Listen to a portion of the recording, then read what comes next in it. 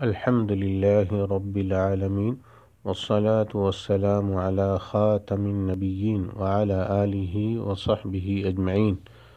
وہ اہل ایمان جو رمضان کے فرض روزوں کے علاوہ دیگر ایام میں بھی کثرت سے نفلی روزے رکھتے ہیں تو ان کے لیے خصوصی فضیلت یہ ہے کہ قیامت والے دن یہ حضرات الریان دروازے سے جنت میں داخل ہوں گے۔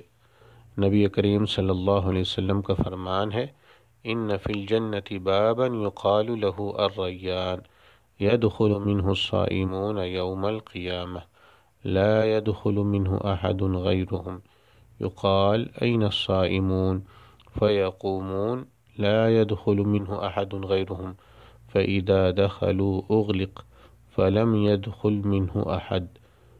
جنت میں ایک دروازہ ہے جسے الریان کہا جاتا ہے، قیامت والے دن اس سے صرف روزے دار داخل ہوں گے، اس کے سوا اس سے کوئی داخل نہیں ہوگا۔